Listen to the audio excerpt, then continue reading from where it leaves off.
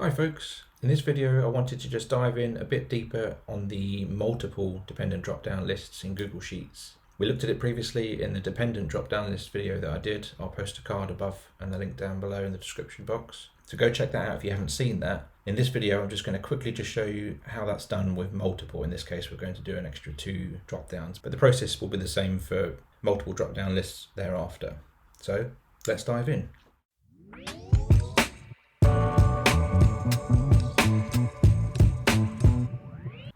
Okay, in this table we've got the drop-down chips here, and so we're going to make these two dependent on the previous step. So let's jump over to where the data is coming from here. So I have all the brands here, the models and the colors for those models here. So first off we're going to create the model filter as we did before. So equals filter. Now we want to filter the models, and we'll open this open-ended here, and we want the condition to be where this column equals, we'll jump back over to the first sheet here, whatever's in this cell here. Close the parentheses and hit enter.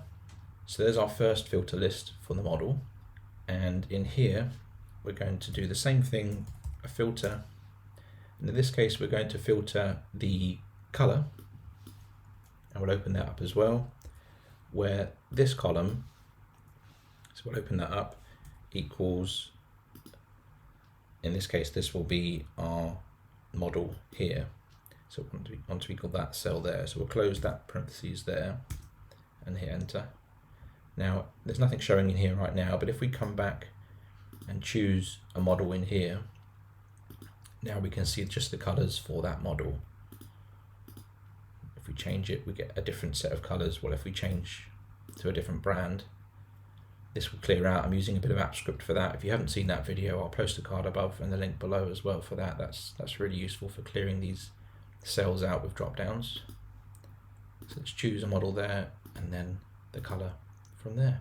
Make sure you go check that video out on how to set the drop down chips up. I'll post a link up above, as I said, for that, because I won't cover it in this video. So those are the 2 filter functions you need in order to filter this group of information. As I say, if you want to do another one, it's the same process, just using this initial filter table of data.